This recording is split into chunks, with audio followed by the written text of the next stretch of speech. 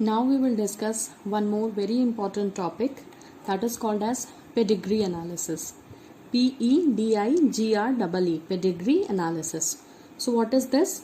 It's a method to study human genetics. ये human genetics को पढ़ने का एक तरीका है और it is a certain genetic disorder transference pattern. Means pedigree analysis के through आप किसी भी जेनेटिक डिसऑर्डर के ट्रांसफर के पैटर्न को पढ़ सकते हैं. So this point will be more clear once you are done with pedigree analysis and you start studying the disorders. So you will understand the meaning of the symbols which are being taught in pedigree analysis. Pedigree analysis में कुछ ऐसे symbols पढ़ाए जाते हैं जिनका एक specific meaning होता है और ये symbols बाद में हम use करेंगे genetic disorders पढ़ने के लिए. So what are the symbols which are used in pedigree? If a circle is drawn, it represents a female. If a square is drawn, it represents a male, right? If a diamond shape is drawn, it shows sex not specified. Means if you don't know whether the person about whom you are talking is a male or female, अगर आपको नहीं पता है कि आप किसी mail की बात कर रहे हैं या फीमेल की बात कर रहे हैं, जब जेंडर अननोन हो या जब आपको नहीं पता, आप स्पेसिफाई नहीं कर पा रहे कि you are talking about a male और फीमेल, तो आप क्या ड्रॉ करें? डायमंड ड्रॉ करें. If you are drawing a circle, see circle means female, ये ध्यान रखें, सर्कल मीन्स फीमेल. अगर सर्कल ब्लैंक है तो फीमेल इज नॉर्मल, ठीक. Again circle but it is shaded, अगर सर्कल है तो फीमेल, शेडेड है तो अफेक्टेड, ठीक.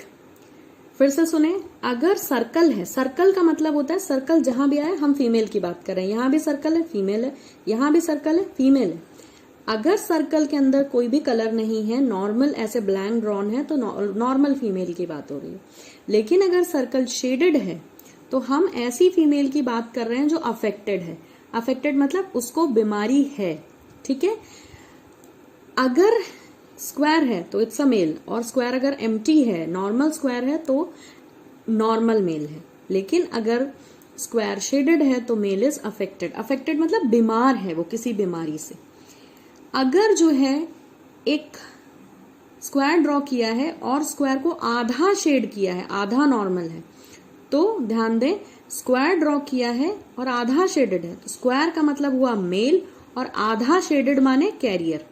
फिर से सुने, स्क्वायर का मतलब male, half shaded means carrier. Carrier मतलब वो खुद बीमार नहीं है, पर उस बीमारी को करने वाले जो भी रीजंस हैं, जो भी कॉजेज हैं, वो उसके अंदर मौजूद हैं, तो वो कैरियर है, वो बीमारी को आगे लेके जाएगा. कैरियर मतलब ले जाने वाला, बट वो खुद बीमार नहीं है. अफेक्टेड का मतलब होता है उसको वो बीमारी खुद को है, ठीक है. और कैरियर का मतलब होता है उसमें वो बीमारी कॉज करने की रीजंस प्रेजेंट हैं, वो कारण कैरी कर रहा है लेकिन खुद उस बीमारी से बीमार नहीं है. Now circle means female, half shaded means carrier female, ठीक है. तो पूरा शेडेड है तो वो बीमार है उस बीमारी से, जो भी बीमारी है उसको XYZ, अभी हम आगे डिस्कस करेंगे तो आपको पूरा क्लियर होगा ये. और अगर हाफ शेडेड है तो वो कैरियर फीमेल है. बेसिकली कैरियर कब होता है? कोई भी कैरियर तब होता है जब किसी बीमारी को कॉज करने वाले रेसेसिव और डोमिनेंट जीन एक साथ किसी में प्रेजेंट हो, दैट इज हेटेरोजाइगस कंडीशन, ठीक है. वो कैरियर इसलिए है क्योंकि उसके अंदर डोमिनेंट जीन नहीं अपना असर दिखा रहा या नहीं प्रेजेंट है. दोनों ही डोमिनेंट हो जाते हैं तो क्या होता है, वो अपना असर दिखाते हैं और इंसान बीमार होता है, या उस बीमारी से, या ये कह लें कि वो कोई भी चीज जो आप स्टडी कर रहे हैं, अगर वो डोमिनेंट रेट्स वाली है तो वो अपना असर दिखाती है, अगर नहीं है तो नहीं दिखाती है. तो यहाँ हेटेरोजाइगस सिचुएशन है, एक डोमिनेंट एक रेसेसिव, तो सिर्फ एक डोमिनेंट होने के कारण ये कैरियर है, ये इफेक्टेड नहीं होगा. लेकिन दोनों डोमिनेंट हो जाएंगे तो वो बीमारी से अफेक्टेड होगा.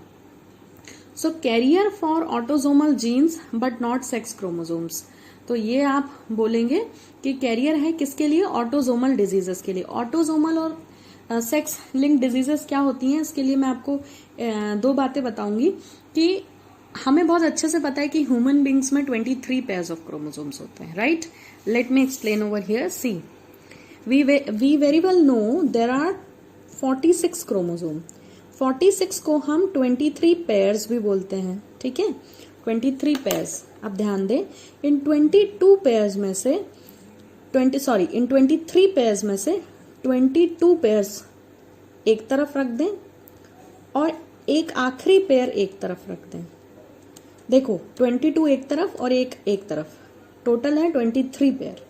ठीक, तो 22 पेयर्स जो आपने अलग किए हैं 23 में से, इन्हें कहा जाता है ऑटोजोम्स। इन्हें कहा जाता है ऑटोजोम्स। और ये जो एक आपने अलग किया है ये कहलाता है सेक्स क्रोमोसोम। Sex chromosome. अब यह बहुत अच्छे से जानते हैं, अभी मैं और लिखूंगी तो आपको क्लियर हो जाएगा। अगर XX होता है तो आप उसे फीमेल बोल देते हो, और XY होता है तो आप उसे मेल बोल देते हो। तो यही XX और XY आपका सेक्स क्रोमोसोम है। तो ये गर्ल्स में XX होता है और बॉयज में XY होता है। ठीक, तो XX क्या बनाता है, फीमेल बना देता है बेबी को, और XY क्रोमोसोम अगर है तो क्या बना देता है, मेल बना देता है। तो सेक्स क्रोमोसोम सबको समझ आ गया, ये एक ही होता है। देखो एक ही पेयर है, एक ही pair, 1 pair for female 1 pair for male. अब ये ऑटोजोम्स का क्या काम है, सेक्स क्रोमोसोम का काम है बॉडी का सेक्स डिटरमाइन करना, जो भी बच्चा बन रहा है उसका सेक्स डिटरमाइन करना। और ऑटोजोम्स का क्या काम है, हमारी जितनी भी फिजिकल अपीयरेंस है, मतलब आप ये समझ लीजिए कि किसी भी ऑर्गेनिजम्स के सेक्स, मतलब वो मेल होगा कि फीमेल होगा, इस बात को छोड़कर बाकी जितनी भी चीजें हैं, उसकी नाक, आंख, कान, बाल, health, height, personality, blood group, जो भी चीजें हैं वो सब डिपेंड करती हैं ऑटोजोम्स पर। और मान लीजिए कि एक बेबी बन रहा है और वो बन के रेडी है, तो इसके जितने कैरेक्टरिस्टिक्स हैं वो सब ऑटोजोम्स डिसाइड करते हैं, जो सबसे ज्यादा है 22 पेयर्स। लेकिन ये बेबी गर्ल होगा कि बॉय होगा ये डिसाइड करता है सेक्स क्रोमोसोम, राइट। तो हमने जो बोला यहां पर वर्ड कि कैरियर फॉर ऑटोजोमल जीन्स, तो ऑटोजोमल जीन्स का मतलब वो जीन्स जो किनसे रिलेटेड है, 22 ऑटोजोम्स से। तो अगर हम किसी बीमारी को ऑटोजोमल डिजीज बोलेंगे तो मतलब वो बीमारी किन क्रोमोसोम्स के कारण आई है, इन 22 पेयर्स में से किसी एक क्रोमोसोम में कोई गड़बड़ हुई होगी जिसके कारण कोई बीमारी हुई। तो अगर आपके ऑटोजोम से गड़बड़ होकर बीमारी आई तो वो ऑटोजोमल डिसऑर्डर कहलाती है, और अगर सेक्स क्रोमोसोम में गड़बड़ हुई है तो वो सेक्स लिंक्ड डिसऑर्डर कहलाता है। अभी हम जो जेनेटिक डिसऑर्डर नया टॉपिक शुरू करेंगे, इसके बाद पेडिग्री एनालिसिस के बाद नया टॉपिक होगा जेनेटिक डिसऑर्डर। तो जेनेटिक डिसऑर्डर 2 ही तरह के होते हैं, क्रोमोसोमल और मेंडेलियन अपन पढ़ने वाले हैं। मगर ये क्रोमोसोमल और मेंडेलियन डिसऑर्डर्स जो हैं ये फिर से 2 तरह के हैं, ऑटोजोमल और सेक्स लिंक्ड डिसऑर्डर। तो जो डिसऑर्डर माने बीमारी, जो बीमारी ऑटोजोम्स में गड़बड़ के कारण, यानी कोई भी 22 पेयर्स में से कोई भी एक फॉल्टी हो गया, किसी के बनने में गड़बड़ हो गई, कुछ भी प्रॉब्लम हो गई, तो जो बीमारी होगी वो ऑटोजोमल डिसऑर्डर होगी। क्यों? क्योंकि ऑटोजोम्स के गड़बड़ के कारण हो रही। लेकिन जैसे ट्रांसजेंडर्स बनते हैं जो ना तो मेल होते ना फीमेल होते, तो वो सेक्स लिंक डिसऑर्डर होता है। यानी अगर सेक्स क्रोमोसोम में कोई गड़बड़ हुई और इसके कारण कोई बीमारी हुई तो हम उसे सेक्स लिंक डिसऑर्डर कहेंगे, क्योंकि वो इस एक पेयर के कारण हुई। ठीक है, तो इसका मतलब यहाँ पर यही था कि कैरियर है ये ऑटोजोमल जीन्स के लिए but not for sex chromosomes. अब अगर एक सर्कल है और उसके अंदर डॉट है तो इसका मतलब है female is carrier for sex linked recessive gene. तो ऑटोजोमल के लिए आप ऐसा डायग्राम बनाते हैं और सेक्स लिंक्ड के लिए आप ऐसा बनाते हैं। Now see there are some further more structures. Circle का मतलब होता है फीमेल, स्क्वायर का मतलब होता है मेल। दोनों शेडेड नहीं है, ना तो हाफ शेडेड है, मतलब नॉर्मल मेल फीमेल। इनके बीच में एक लाइन बना दी, इसका मतलब है मेटिंग, यानी आप दिखा रहे हैं कि ये दोनों रिप्रोड्यूस करेंगे, या क्रॉस।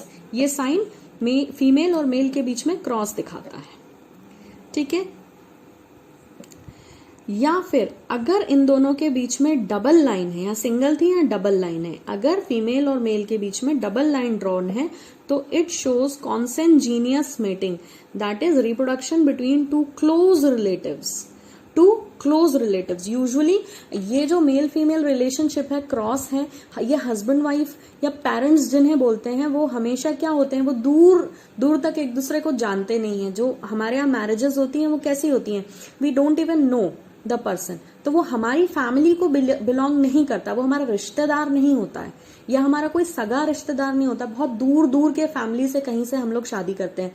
बट अगर बहुत कोई क्लोज रिलेशंस है, जैसे कुछ कास्ट्स में आपस में चाचा ताऊ या मौसियों के बच्चों में शादी होती है, तो अगर ऐसा है तो उसमें डबल लाइन ड्रॉ करते हैं, that is the mating is between two close relatives. अगर ऐसा टी का साइन है तो this shows the next generation that can be F1 F2 any. अब अगर ऐसे स्ट्रक्चर्स ड्रॉ हैं तो इन स्ट्रक्चर्स का मतलब होता है, देखिए फीमेल मेल, तो this represents non identical twins. अब ध्यान से देखो इसका मतलब क्या हुआ, सर्कल मतलब फीमेल, क्रॉस स्क्वायर मतलब मेल, ये वाला स्ट्रक्चर ड्रॉन है बीच में ये वाला, तो दिस इज शोइंग कि यहाँ पर जो है नेक्स्ट जनरेशन आ गई, नेक्स्ट जनरेशन मेटिंग के थ्रू। तो नेक्स्ट जनरेशन में फिर सर्कल मतलब ये जो पेरेंट पेयर है, दिस इज पेरेंट पेयर। इस पेरेंट पेयर के दो बच्चे हैं, एक गर्ल चाइल्ड है एक बॉय चाइल्ड है। गर्ल क्यों, क्योंकि सर्कल है फीमेल होगी, और स्क्वायर है यानी बॉय होगा। सिमिलर फॉर हियर, ये जो पेरेंट पेयर है इनकी दोनों गर्ल्स हैं और ये जो पेरेंट पेयर है इनके दोनों बॉयज हैं। तो this is non identical twins, यानी ये वो बच्चे हैं जो साथ पैदा हुए हैं, दे आर ट्विंस। ये बच्चे कैसे हैं, ट्विंस हैं, यानी दो बच्चे हैं जो साथ पैदा हुए हैं, दोनों का जेंडर अलग अलग है, दोनों गर्ल्स हैं या दोनों बॉयज हैं। ठीक है, ट्विंस होने में ये तीनों पॉसिबिलिटीज होती हैं। अब देखें, ये इन डायग्राम से थोड़ा सा अलग है, यहाँ पे बच्चों के बीच में भी एक लाइन ड्रॉन है। इसका मतलब है आइडेंटिकल और मोनोजाइगोटिक ट्विंस, यानी दो गर्ल चाइल्ड हुए हैं और दोनों ही एकदम सेम है, तो दैट इज आइडेंटिकल ट्विंस। यहाँ भी दो बॉयज हुए हैं और दोनों ही अगर एक लाइन से जुड़े हैं तो दे आर आइडेंटिकल ट्विंस। अगर एक स्क्वायर बना है ब्रैकेट के बीच में तो दैट शोज अडॉप्टेड चाइल्ड और will have different characters from the parents. Adopted means गोद लिया हुआ बच्चा, वो पेरेंट्स का खुद का नहीं है। अगर जो है फीमेल है और उस पर ऐसे क्रॉस लगा है, या मेल है और उस पर ऐसे क्रॉस लगा है, तो इट शोज डिजीज्ड और डेथ, मीन्स कि वो पर्सन अब अलाइव नहीं है। The most used symbol for you will be this one, 1, 2, 3, 4, 5, 6. These 6 symbols you will use mainly. Then this symbol you will use. So these 5, 6 symbols will be mostly used. The others you should know, so that if anywhere it is asked, you should have the knowledge that actually what these symbols are representing. So this was all about pedigree analysis. I hope this is clear. Thank you for watching.